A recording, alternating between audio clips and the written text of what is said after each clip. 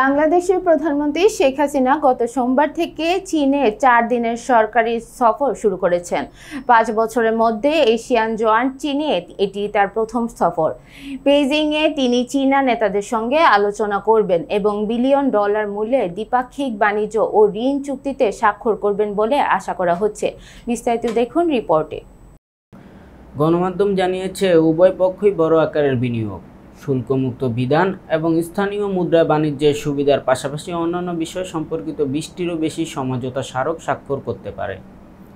গত এক দশকে বাংলাদেশ ক্রমবর্ধমানভাবে চীন ও ভারতের উভয়ের দৃষ্টি আকর্ষণ করছে, কারণ বেইজিং এবং নয়াদিল্লির উভয় এশিয়া তাদের মধ্যে প্রভাব বিস্তার করতে চায়। যদিও বাংলাদেশ ও ভারতের মধ্যে গভীর ঐতিহাসিক, সাংস্কৃতিক ও ভাষাগত সম্পর্ক রয়েছে, চীন বাংলাদেশের বৃহত্তম বাণিজ্যিক অংশীদার এবং একটি প্রধান বিনিয়োগকারী দেশ। বিশেষজ্ঞরা শেখ হাসিনার চীন সফরকে উভয় শক্তির সাথে ঢাকার কৌশলগত সম্পর্কের ভারসাম্য রক্ষার প্রচেষ্টা হিসাবে দেখছেন। তিস্তা নদীর ওপর একটি প্রকল্প প্রস্তাবের দিকে ইঙ্গিত করেছেন, যা চীনের অর্থায়নে হবে। তথাকথিত তিস্তা নদীর সমন্বিত ব্যবস্থাপনা ও পুনরুদ্ধার প্রকল্পের পেছনে চীন $1 বিলিয়ন বিনিয়োগ করতে চলেছে।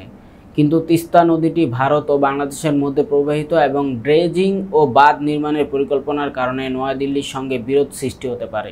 ভারতের শিলিগুড়ি করিডোর, যাকে প্রায়ই চিকেন নেক বলা হয়, প্রস্তাবিত প্রকল্প সাইটের কাছাকাছি অবস্থিত।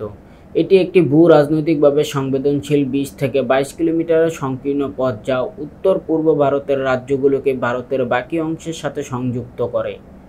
ভারতের আশঙ্কা, বাংলাদেশের সঙ্গে উন্নয়ন কাজের আড়ালে করিডোরের কাছে চীন তার উপস্থিতি দৃঢ় করতে পারে।